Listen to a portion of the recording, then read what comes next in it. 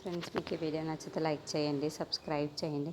వాళ్ళందరినీ హాల్లోకి పిలిపించి మీ అందరికీ ఒక సర్ప్రైజ్ వీడియో చూపిస్తాను చూడండి అని చెప్పేసి అంటూ రెస్టార్ కావ్యకి తీసిన వీడియోని టీవీలో వేసి అక్కడికి చూపిస్తూ ఉంటుంది. అది చూడగానే అక్కడ ఉన్న వాళ్ళందరూ ఒక్కసారిగా షాక్ అయిపోతారు. ఏంటి కావ్య ఇలా చేస్తుంది, అక్కడ ఎవరూ లేకుండా తనలో తానే మాట్లాడుకుంటుంది ఏంటి అని చెప్పేసి అనుకుంటూ ఒక్కసారి షాక్ అయిపోతూ ఉంటుంది. ఇంతలో కావ్య అక్కడికి వస్తూ ఉంటుంది.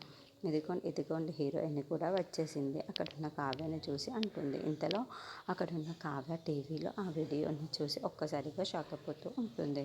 ఇప్పటిదాకా నన్ను పిచ్చిదాన్ని అన్నారు కదా, ఇప్పుడు ఎవరు పిచ్చి వాళ్ళు మీకు బాగా అర్థమవుతుంది కదా.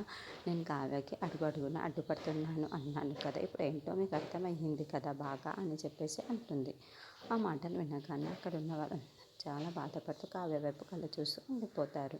ఇంతలో అక్కడున్న రుద్రాని మాత్రం నన్ను ఎంత వెరిదాన్ని చేశారు, నేను ఎంత చెబుతున్నా నన్ను నమ్మకుండా ఆ కావ్యానే నమ్మారు కదా, ఇప్పుడు మీకు బాగా అయ్యిందా అని చెప్పేసి అంటుంది. ఆ మాటలు వినగానే అక్కడున్న వాళ్ళందరూ అయితే చాలా బాధపడుతూ కావ్య వైపు కళ్ళు చూస్తూ ఉండిపోతారు.